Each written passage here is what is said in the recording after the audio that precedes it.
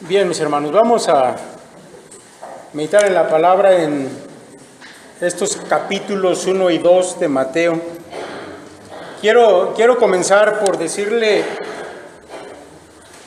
que la palabra griega evangelio se utilizaba en la antigüedad para referirse a la recompensa que recibía un mensajero por llevar buenas noticias. La persona que recibía esas buenas noticias se llenaba de contento y daba un pago o una recompensa al que se las había llevado. Con el tiempo, la palabra evangelio llegó a significar también la buena noticia en sí. Esta palabra, mis hermanos, evangelio, se usaba para buenas noticias como por ejemplo una victoria. También se utilizaba para noticias gozosas en el terreno personal o incluso en el ámbito político. La palabra fue adquiriendo un significado religioso, sobre todo en lo relacionado con el culto al emperador, al que se consideraba como una deidad. Mire, en el Nuevo Testamento, el sustantivo evangelios, como el verbo evangelizo, aparece en una gran cantidad de veces. El verbo aparece en Mateo una sola vez, mientras que Lucas lo utiliza 25 veces. Pablo lo usa 21 veces y aparece 2 veces en Hebreos y 3 veces en Primera de Pedro. El sustantivo evangelio es usado preferentemente por Pablo y aparece por lo menos 60 veces en sus escritos. Sin embargo, sorprendentemente los términos, tanto el verbo como el sustantivo, no aparecen ni una sola vez en el Evangelio de Juan. Para referirse al mensaje del Evangelio y a la acción de predicar ese mensaje, Juan utiliza otras palabras. La palabra testimonio y testimoniar o dar testimonio. Mire, en la teología hebrea, las buenas noticias o el evangelio tenían que ver con un Mesías libertador que lucharía en contra de los enemigos de Israel y los eliminaría, encumbrando a Israel por encima de todas las demás naciones. Sin embargo, mis hermanos, en la enseñanza apostólica, la palabra evangelio sobre todo se refiere al traslado de la potestad de las tinieblas al reino del amado Hijo. Y la palabra está ligada siempre a la persona y a la obra de nuestro Señor Jesucristo. Los 4 evangelios que tenemos en nuestras Biblias son el mensaje salvador por medio de Jesucristo, de su vida y de su obra. Y son 4, mis hermanos, porque cada uno fue escrito para lectores diferentes. Por lo tanto, nos presentan enfoques distintos de la persona y obra de nuestro Señor. El Evangelio de Mateo, que es en el que vamos a basarnos el día de hoy, es el primero de los 4 en el orden en que aparecen nuestras Biblias. Y quiero decirle que durante mucho tiempo se creyó que fue también el primero de los 4 en ser escrito. Este evangelio, mis hermanos, fue dirigido sobre todo para los judíos. Por lo tanto, es un evangelio que cita constantemente el Antiguo Testamento. Por lo menos unas 40 veces lo cita de manera directa y muchas otras de manera indirecta. También este evangelio alude de manera frecuente a las profecías tocante al Mesías. Sin embargo, mis hermanos, a pesar de su énfasis judío, no deja de poner atención en los gentiles también. Y en su relato incluye pasajes donde los gentiles interactúan con el Señor Jesús. Este evangelio, mis hermanos, fue escrito con la finalidad de responder las preguntas que los judíos de su tiempo tendrían tocante a si Jesús era el Mesías que ellos habían esperado por tanto tiempo. Y si él realmente lo era, ¿qué había pasado entonces con el reino mesiánico que se supone iba a instaurar? El Mesías que los judíos esperaban era un rey que iba a venir para liberar a su pueblo y gobernarlo para siempre. ¿Jesús era ese rey? El Evangelio de Mateo se va a encargar de responder a estas preguntas. Mis hermanos, este Evangelio de Mateo fue escrito por uno de los discípulos del Señor, por Leví, a quien el Señor llamó mientras él cobraba los impuestos para Roma. Él era un publicano. De alguna manera, su mente acostumbrada a hacer cuentas, a llevar un orden en sus registros, hace que este Evangelio sea el mejor estructurado de los 4 evangelios, armado sistemáticamente. Mis hermanos, yo quiero que vayamos a los primeros capítulos de este Evangelio de Mateo. Y en esta ocasión vamos a centrarnos en lo referente al nacimiento del Mesías. Así que le voy a pedir que tenga su Biblia abierta ahí al comienzo de este Evangelio. Mire, la visión que nos presenta Mateo del nacimiento del Señor es diferente al que nos presenta Lucas, que es el único otro evangelista que nos habla del nacimiento del Señor. Mateo, como usted puede ver, inicia su evangelio de la manera en que un judío esperaría si fuera a hablar del rey de los judíos, es decir, presentando la genealogía del rey. Para nosotros, mis hermanos, es muy raro que un libro inicie de esta manera, con una larga lista de nombres, pero para la visión oriental, sobre todo la de los judíos, esto era algo realmente adecuado. Mire, Lucas nos va a presentar también una genealogía, pero no al principio de su libro. La lista de nombres que Lucas nos presenta, mis hermanos, es casi con seguridad la genealogía de Jesús por la vía de María, su madre, quien también era descendiente de David. Mateo, en cambio, nos presenta la genealogía por la vía de José, que para cuestiones legales era la que interesaba. Porque si Jesús era el rey que iba a reclamar el trono de Israel, era necesario demostrar primero que él era legalmente descendiente de David. Por eso, mis hermanos, las primeras palabras de Mateo son libro de la genealogía de Jesucristo, hijo de David. ¿Ya lo vio? El texto original dice libro de las generaciones de Jesús, Cristo, o sea, rey. Libro de las generaciones de Jesús, rey, hijo de David. Mateo, mis hermanos, está interesado en demostrar que efectivamente Jesús cumple los requisitos legales para reclamar el trono de David, su antepasado. Sin embargo, mis hermanos, también hay que notar que Mateo también nos dice que el Señor es hijo de Abraham. El Señor también es hijo de Abraham. Y con eso, mis hermanos, Mateo nos traslada a miles de años en el pasado. No solamente al tiempo en que Dios llamó a Abraham y lo llevó a la tierra de Canaán, donde vivió y murió como un extranjero y donde recibió grandísimas promesas, sino que Mateo, al decir que el Señor era hijo de Abraham, nos traslada incluso hasta el mismo huerto de Edén, en donde los padres de la humanidad, Adán y Eva, recibieron aquella promesa de que Dios traería salvación a la raza humana en general, no solamente a una nación. Y el Señor lo iba a hacer por medio de un hombre nacido de mujer, la simiente de una mujer. En Abraham, mis hermanos, Dios solamente reitera lo que había dicho a Adán y Eva, que la bendición sería para todas las naciones.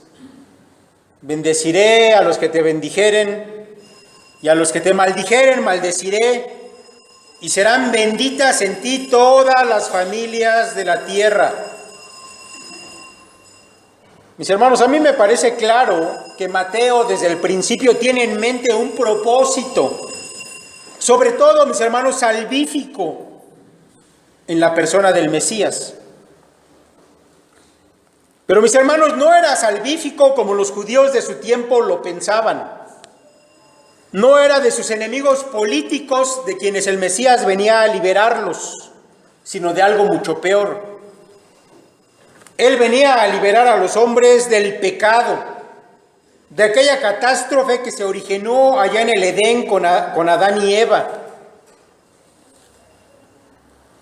Mire, no voy a abundar mucho en la explicación de la genealogía, porque ya lo he hecho en otra predicación anterior. Pero sí quiero decirle algo a manera de resumen acerca de esta porción, de esta lista de nombres. Y esto que le voy a decir es lo que yo quiero que usted se lleve en su mente. Mire, por un instante, mire allí en su Biblia esa genealogía del capítulo 1 de Mateo, mírela. 3 grupos de 14 generaciones cada uno. Ahora, piense por unos segundos. ¿Cuánto tiempo transcurrió desde Abraham hasta Jesús? ¿Cuántas personas nacieron y murieron a lo largo de ese tiempo?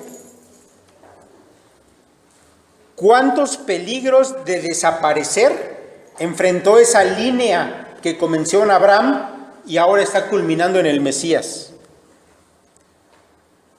Mis hermanos, una lista de hombres y mujeres pecadores, frágiles, poco fiables para llevar sobre sus hombros la esperanza de la humanidad de ser salvada de la perdición. Esa lista que usted tiene delante allí en su Biblia es un testimonio de la fidelidad de Dios. Y yo quiero que eso se lo lleve en su mente. Esa genealogía, mis hermanos, es un testimonio de la fidelidad de Dios. Él hizo una promesa allá en Edén a los primeros hombres. También Él se comprometió delante de Abraham. Y a pesar, mis hermanos, de la fragilidad de los seres humanos que sirvieron como medio, pero que constantemente fallaron, ahora Dios está llegando al cumplimiento de su palabra, de su extraordinaria promesa, después de miles de años. Por fin, mis hermanos, la simiente de la mujer está ahora entre nosotros. Es el resultado de la fidelidad de Dios que nunca falla.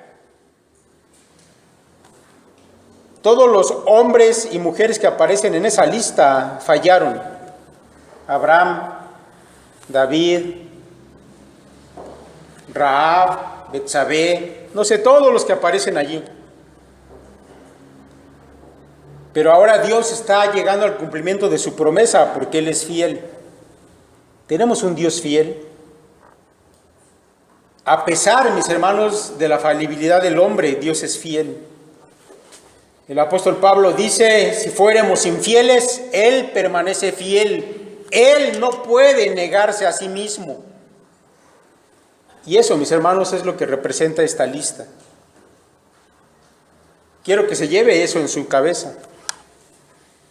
Ahora mire, el paso siguiente de Mateo en su evangelio es contarnos cómo es que la promesa de Dios se hizo realidad. Cómo fue que Dios interviene de manera sobrenatural en la historia humana. Porque déjeme decirle que a lo largo de los años Dios había dejado en claro que un día Él mismo, en persona, irrumpiría en el tiempo y en la historia humana para salvación de los hombres. Déjeme leerle un par de versos que se escribieron cientos de años antes de que Cristo naciera y que dan testimonio de que Dios había anunciado que Él en persona iba a venir a salvar a los hombres. El profeta Isaías dice, decid a los de corazón apocado, esforzaos, no temáis. He aquí que vuestro Dios viene con retribución, con pago. Dios mismo vendrá y os salvará. Entonces los ojos de los ciegos serán abiertos y los oídos de los sordos se abrirán Entonces el cojo saltará como un ciervo y cantará la lengua del mudo, porque aguas serán cavadas en el desierto y torrentes en la soledad. El mismo profeta dice en otra parte, y se dirá en aquel día: he aquí, este es nuestro Dios, le hemos esperado y nos salvará. Este es Jehová, a quien hemos esperado. Nos gozaremos y alegraremos en su salvación. Mis hermanos, la entrada de Jehová a la tierra para salvación, como había sido prometida, es descrita por Mateo de esta manera. El nacimiento de Jesucristo fue así. Estando desposada María, su madre, con José, antes que se juntasen, se halló que había concebido del Espíritu Santo. Mis hermanos, en un breve versículo es dicho todo. Un nacimiento sobrenatural, donde la iniciativa humana no tiene nada que ver. Es obra del Espíritu Santo de Dios. En un versículo, mis hermanos, y el Dios eterno y todopoderoso ya está en el seno de una mujer. Así de simple es Mateo. Dice un erudito bíblico que esto es prueba de que el evangelista Mateo estaba siendo inspirado por Dios al escribir estas palabras. Porque un asunto tan extraordinario, tan maravilloso, más bien impulsaría a la naturaleza humana a extenderse en explicaciones y en palabras. Pero Dios no necesita eso. De manera que con una simplicidad sorprendente se nos declara uno de los mayores misterios de la deidad. Que el Dios omnipotente se haya hecho un hombre en el seno de una joven y sorprendida mujer hebrea. Mis hermanos, de hecho, la manera en que Dios irrumpe en la historia humana fue tan sorpresiva que José, con quien estaba desposada María, quedó completamente perplejo cuando halló, como dice Mateo, cuando halló que su prometida estaba embarazada. Sin embargo, mis hermanos, este joven, José, y algunos piensan que este matrimonio era una pareja muy, muy joven. La palabra que se utiliza para referirse a María como una doncella, como una virgen, normalmente se aplicaba a jovencitas de la edad de 12 o 13 años. Así que estamos hablando probablemente de un par de muchachos. Sin embargo, mis hermanos, Mateo nos declara que José, aun cuando pudiera ser muy joven, era un hombre justo. Esto, mis hermanos, significa que él era temeroso en guardar la ley de Dios. Pero Mateo nos cuenta aún más de lo que José era. José iba más allá de solamente cumplir la ley, porque en este pasaje lo que nosotros vemos es que él demuestra ser un hombre de verdad misericordioso. Porque, mis hermanos, la ley establecía que una mujer desposada que rompía la promesa de matrimonio y se hallaba que había tenido relaciones que en este caso ya se consideraban como adulterio, debía ser muerta por lapidación, según lo encontramos allá en Deuteronomio capítulo 22, los versos 23 y 24. Sin embargo, mis hermanos, José, en lugar de cumplir con lo que la ley decía y descubrir a María delante de todos y tal vez llevarla a ser condenada, José muestra una misericordia profunda hacia María y se pasa pensando qué va a hacer para no exponerla a la muerte o incluso a la vergüenza de públicamente ser descubierta como transgresora de la ley de Dios. Dice el evangelista: José, su marido, como era justo y no quería infamarla, quiso dejarla secretamente. Y pensando él en esto, He aquí un ángel del Señor le apareció en sueños y le dijo: José, hijo de David, no temas recibir a María tu mujer, porque lo que en ella es engendrado del Espíritu Santo es. Versículo 20 dice: y pensando él en esto. Mis hermanos, esa expresión está en una forma griega que quiere decir que José se la pasaba solamente pensando en eso. Durante días probablemente José se la pasó preocupado y se consumía en darle vueltas al asunto y ver qué iba a hacer, de manera que María no fuera expuesta a la vergüenza o incluso tal vez a la muerte. Finalmente nos dice el texto que Dios intervino y le reveló por medio de un ángel a José que el embarazo de María era obra del Espíritu Santo. Lo que en ella es engendrado del Espíritu Santo es, le dijo el ángel. Ahora yo quiero, mis hermanos, aclarar que no debemos entender que el Espíritu Santo haya venido a ser entonces el Padre de Jesucristo. El Espíritu Santo de Dios, mis hermanos, intervino para que sin la participación de un padre humano, el cuerpo de María pudiese concebir a una criatura. Mire, la humanidad de Cristo es tomado en parte de María. Pero, mis hermanos, un ser humano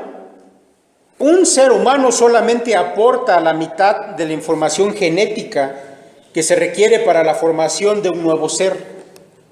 María solamente podía aportar 23 pares de cromosomas. ¿Y los otros 23 de dónde iban a salir? Bueno, la Escritura nos lo dice en palabras del mismo verbo de Dios. Allá en Hebreos leemos: por lo cual, entrando en el mundo, dice: sacrificio y ofrenda no quisiste, mas me preparaste cuerpo. Mis hermanos, el poder de Dios obrando para producir el nacimiento de Cristo. Mateo, mis hermanos, se asegura de dejar en claro esto, que como siempre, no es el hombre, sino Dios quien toma las iniciativas y además produce él mismo lo necesario para su obra de salvación. Así que el Espíritu de Dios interviene y aquella criatura es puesta en el seno de María, es engendrada. Y esto es obra de Dios, no de los hombres. Mis hermanos, Mateo también se asegura de dejarnos en claro otra cosa: que la misión o propósito de aquel niño que iba a nacer era soteriológica, es decir, salvífica. Y eso lo anunciaría aquel niño incluso a través de su propio nombre. Versículo 21: y dará a luz un hijo y llamará su nombre Jesús, porque él salvará a su pueblo de sus pecados. Ahora, mis hermanos, no hay motivo para equivocarse. El nacimiento de Jesús, según Mateo, tiene un propósito: la salvación de los pecados. Es verdad, mis hermanos, como lo hemos dicho, que el énfasis de Mateo era reconocer a Cristo como ese Mesías prometido desde la antigüedad. Pero no debemos confundir su propósito en esta primera venida al mundo. La primera vez que Él vino al mundo como un bebé, mis hermanos, Él vino a morir para la salvación de los hombres. Habrá una segunda venida. El Verbo de Dios va a venir una segunda vez a esta tierra y será para gobernar con vara de hierro, como lo dice la Escritura, a las naciones. Pero ese es un asunto todavía futuro.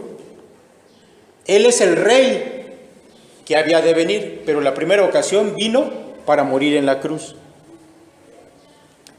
El nombre Jesús que le es asignado por el ángel significa Jehová sálvanos o Jehová salva. Y mis hermanos, es el cumplimiento de las promesas y de las profecías que anunciaban precisamente eso, como ya lo hemos dicho, que Dios mismo iba a intervenir para salvar al hombre. Es Isaías, mis hermanos, el que reiteradamente nos recuerda eso, lo anuncia. Muchos años, cientos de años antes de que Cristo naciera, lo había dicho. Consolaos, consolaos, pueblo mío, dice vuestro Dios. Hablad al corazón de Jerusalén, decidle a voces que su tiempo es ya cumplido, que su pecado es perdonado, que doble ha recibido de la mano de Jehová por todos sus pecados. Vos que clama en el desierto, preparad camino a Jehová, enderezad calzada en la soledad a nuestro Dios. Todo valle sea alzado y bájese todo monte y collado, y lo torcido se enderece y lo áspero se allane, y se manifestará la gloria de Jehová. Y toda carne juntamente la verá, porque la boca de Jehová ha hablado. Jesucristo es esa gloria de Jehová, y su propósito es salvador. Mis hermanos, no podía quedar dudas en la mente de los lectores de Mateo. Y yo espero que tampoco quede duda en su propia mente. El nacimiento de Jesucristo es solamente el primer paso hacia la cruz. Su propósito no es una celebración. Su propósito es rescatar al hombre de la tragedia del pecado y de la muerte. Y para eso Él va a poner su propia vida. Mis hermanos, entendemos que los mismos judíos querrían que el Cristo viniera y todo fuera una fiesta. Pero eso no iba a pasar sin que antes su rey muriera por ellos. Desafortunadamente, mis hermanos, la gran mayoría del pueblo no pudo ver eso en su momento. La reacción del pueblo judío ante la venida de Cristo fue la reacción equivocada. La manera en cómo recibieron el nacimiento del Señor no fue la manera correcta de quienes se esperaba que comprendieran a qué venía el Mesías. La verdad, mis hermanos, es que solamente un pequeño grupo de hombres, y no judíos sino gentiles, actuó de manera correcta, según nos los deja plasmado Mateo en los siguientes versos. Quiero que vayan al capítulo 2 y vamos a ver la última parte de lo que nos narra Mateo acerca del nacimiento de Cristo. ¿Cuál fue la reacción del pueblo judío? ¿Cuál fue la reacción de los gentiles? Cuando Jesús nació en Belén de Judea en días del rey Herodes, vinieron del oriente a Jerusalén unos magos, diciendo: ¿dónde está el rey de los judíos que ha nacido? Porque su estrella hemos visto en el oriente y venimos a adorarle. Oyendo esto, el rey Herodes se turbó y toda Jerusalén con él. Bueno, Mateo, mis hermanos, nos dice que una vez que el Señor había nacido allá en Belén, y al parecer, mis hermanos, tanto José, María y el niño permanecieron en Belén durante meses después de que había nacido, que unos magos, los llama así Mateo, vinieron preguntando por el rey de los judíos. ¿Quiénes eran estos hombres a los que Mateo llama magos? Bueno, sabemos que eran hombres que venían del oriente. Algunos piensan que eran partos, un grupo de naciones orientales que se dedicaban a la adivinación. Los magos, mis hermanos, en la antigüedad no eran como hoy en día, no se les veía de manera despreciativa como gente charlatana o que se dedicara ahí a andar adivinando cosas falsas. No era así. En la antigüedad a los magos se les veía con gran respeto y de hecho se les asociaba de manera estrecha con la realeza, ya que los magos muchas veces eran quienes anunciaban quién debía gobernar, o incluso eran los que daban la palabra de aceptación de los reyes que se iban nombrando. Eran consultores para los gobernantes de las naciones orientales. Si había que tomar alguna decisión importante, eran llamados los magos y a ellos se consultaba, de manera que ocupaban un lugar principal en los reinos de Oriente. Estaban ligados con la realeza de alguna manera.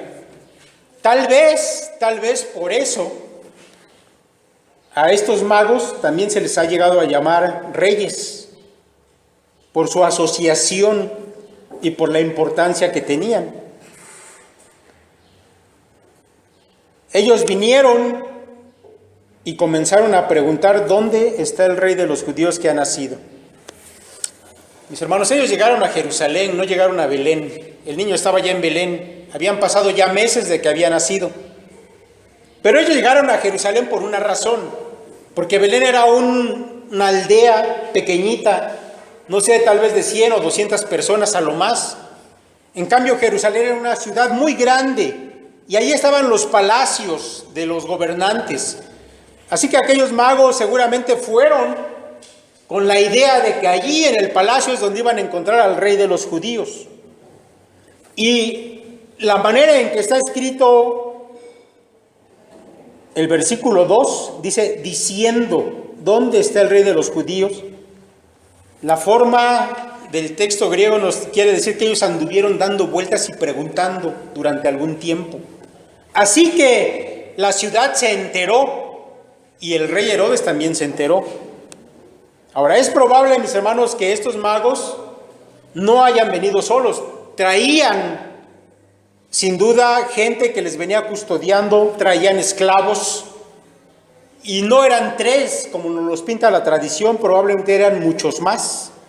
De manera, mis hermanos, que era toda una comitiva, todo un desfile ahí en medio de Jerusalén, preguntando en la ciudad, y todos se enteraron de que andaban buscando al rey de los judíos. ¿Cuál fue la reacción de la ciudad y del rey en ese tiempo Herodes? El versículo 3 nos lo dice: oyendo esto, el rey Herodes se turbó y toda Jerusalén con él. ¿Por qué, mis hermanos, Herodes se turbó? Bueno, déjeme decirle que en aquel tiempo había una expectativa generalizada de la venida de un gran rey y un libertador. Mire, Dios utiliza muchas maneras de dar a conocer las cosas. La manera en que estos magos se hayan enterado no la sabemos con certidumbre. Sin embargo, mis hermanos, hay testimonio en los historiadores antiguos que por aquellos años comenzó a despertarse una expectativa de que un gran rey iba a venir. El historiador romano Suetonio, refiriéndose a la época del nacimiento de Cristo, escribió: por todo el oriente se había extendido una creencia antigua y arraigada en cuanto a que estaba destinado que en ese tiempo hombres procedentes de Judea gobernarían el mundo. Otro historiador romano, mis hermanos, Tácito, escribió que había una firme convicción de que en este mismo tiempo el oriente iba a crecer en poder y que gobernantes de Judea tendrían un imperio universal. El historiador judío Josefo informa en sus Guerras de los Judíos, así se llaman las obras más famosas de Josefo, que más o menos por el tiempo del nacimiento de Cristo, los judíos creían que uno de su nación se convertiría pronto en gobernante de la tierra habitable.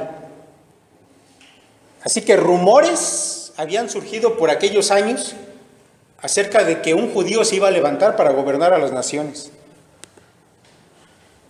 De repente Herodes, que era un hombre que padecía de una manía persecutoria, él siempre estaba pensando que alguien quería quitarle su reino. Y Herodes escucha que viene un grupo de magos, que eran los que anunciaban a los reyes, que un rey había nacido, un nuevo rey había nacido. Herodes tenía por ese tiempo unos 70 años. Herodes, mis hermanos, era idumeo, él no era judío. Idumeo quiere decir era edomita, y era una nación repudiada por los judíos. De hecho, la Biblia la marca a los edomitas como esas naciones que eran enemigas del pueblo judío.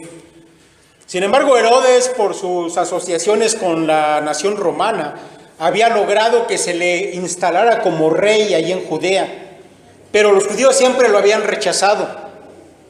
Entonces Herodes había hecho toda clase de cosas para ganarse la simpatía de los judíos. Miren, incluso en algunas ocasiones, dicen los historiadores, que Herodes hacía campañas para alimentar a los pobres. Y en una ocasión que hubo una hambruna, Herodes tomó oro de su palacio y lo mandó a derretir y a hacer pequeñas piezas de oro y las repartía entre los pobres para que pudieran ir y aliviar su hambre. Él hacía todo lo que estuviera a su alcance para congratularse con los judíos. Tal vez su intento más grande había sido empezar a remodelar el templo judío. Muchos años tardó Herodes, que también era un gran ingeniero, y logró que el templo de los judíos fuera una obra de arte, una maravilla. Todo eso lo hacía él porque tenía miedo de que en algún momento los judíos se levantaran en contra de él, que no era judío, y le quitaran del trono. Siempre Herodes estaba con ese miedo. De alguna manera, mis hermanos, este hombre Herodes era cruel, despiadado, padecía algún tipo de locura. Era muy celoso, desconfiaba de todo, tenía miedo de poder perder su poder. Déjeme decirle un poco acerca de este hombre, simplemente para que tenga en mente de lo que está hablando aquí Mateo. Mire, un escritor nos dice que ante el temor de su amenaza, de la amenaza de que alguien le pudiera quitar su trono, hizo ahogar al sumo sacerdote Aristóbulo, que era hermano de su esposa, Mariana. Pero Herodes era un maestro del engaño, un actor. Entonces, como desconfiaba de la familia de su esposa, y en esa familia había un sumo sacerdote, contrató a unos muchachos, y cuando el sacerdote estaba bañándose por allá por el río, aquellos también se metieron, y hacían como que estaban nadando ahí junto con el sacerdote, lo jalaron y lo hundieron y se ahogó. Herodes hizo como que le dolía en su corazón, fue al entierro de aquel hombre e incluso lloró, pero lo había mandado a matar. Después de haber hecho eso, pues también mandó a matar a Mariana, su esposa, y luego a la madre de ella, es decir, a su suegra, y después a 2 de sus propios hijos. Digo, para que un hombre mate a sus propios hijos, estamos hablando ya de un asunto de locura. Mire lo que hizo Herodes. 5 días antes de su muerte, aproximadamente un año después del nacimiento de Jesús, hizo ejecutar a un tercer hijo. Y algo, mis hermanos, que nos revela su sed de sangre, y que estaba este hombre demente. En aquellos últimos días de su vida, Herodes hizo arrestar y encarcelar a los ciudadanos más distinguidos de Jerusalén. Debido, mis hermanos, a que sabía que nadie iba a llorar su muerte, la muerte de Herodes, dio órdenes de que esos prisioneros fueran ejecutados en el momento en que él muriera, a fin de garantizar que iba a haber duelo en Jerusalén cuando Herodes muriera. Así era este hombre.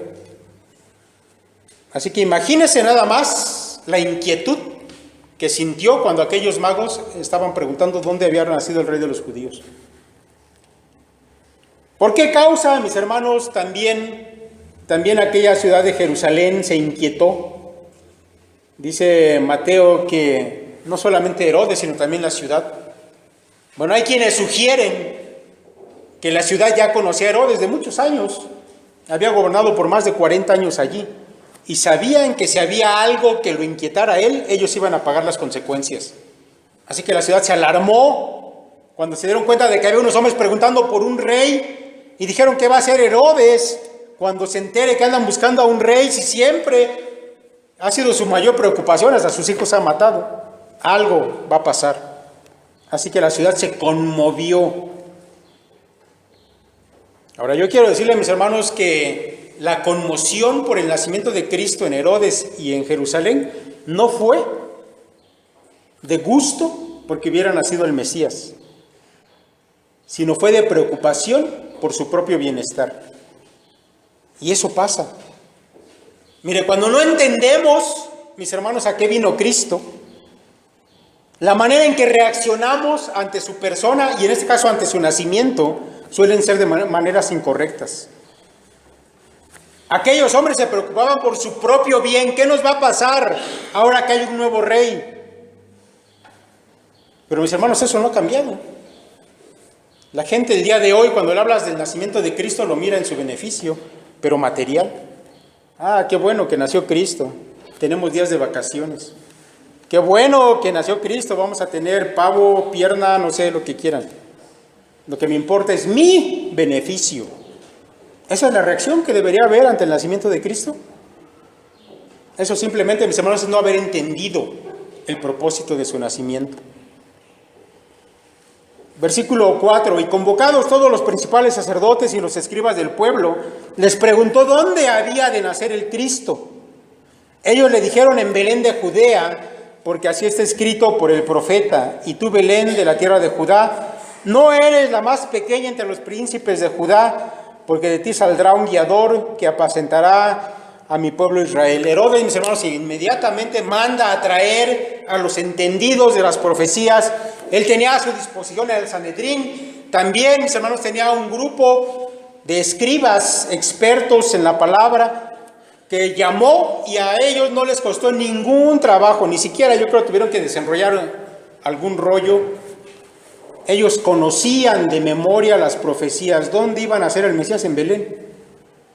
Belén, aquella ciudad, mis hermanos, donde había sido enterrada Raquel, la segunda esposa de Jacob.